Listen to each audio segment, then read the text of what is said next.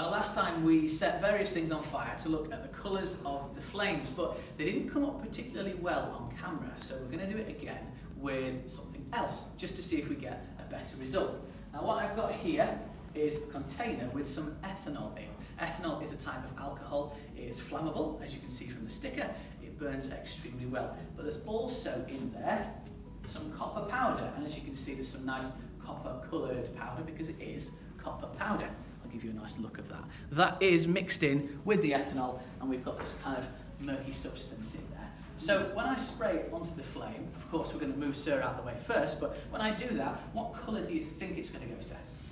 So in my mind I'm thinking green, and I mean that's an estimated guess, but it's also based on the idea of Statue of Liberty and some of the buildings in Oxford where they've used copper for the buildings, and as it's oxidised it's actually turned green, so that's kind of where I'm going with it.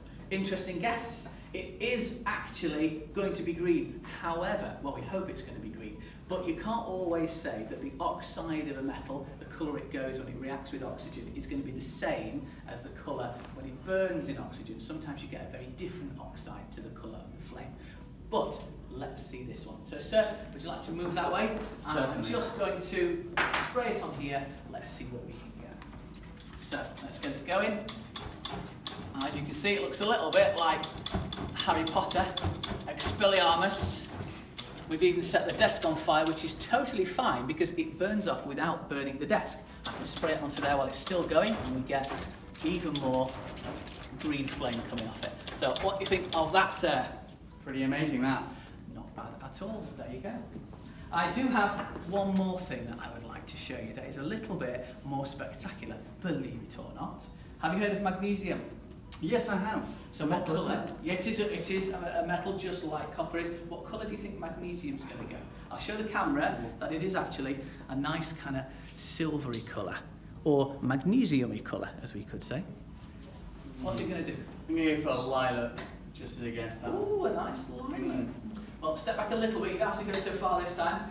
I'm going to take a little pinch between my fingers, and I'm going to flick it sideways. I'm not going to drop it because it might set on fire and go up to my fingers, which would be painful. So I'm going to go in from the side and we'll see what happens.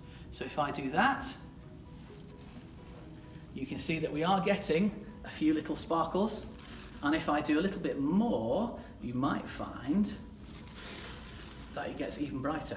It's a bit like a firework, isn't it, Catherine with? It is a little bit like that. Let's try even more. Oh. Look at that.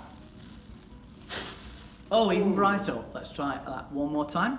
Fantastic. One more time, because I just love it. Here we go.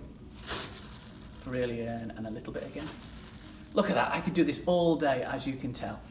Magnesium. If I try copper while we're here, remember it gave us a green flame. There's the copper again. Let's go back a little bit for a bit of this. Oh, look at that. It does burn with that fantastic, I missed that fantastic green flame. I can even try, if I'm very careful, a little bit of both at the same time. Copper and magnesium. We got green and a spark. So, there you go. There's In the Lab from me and Mr. Rees. See you all next week.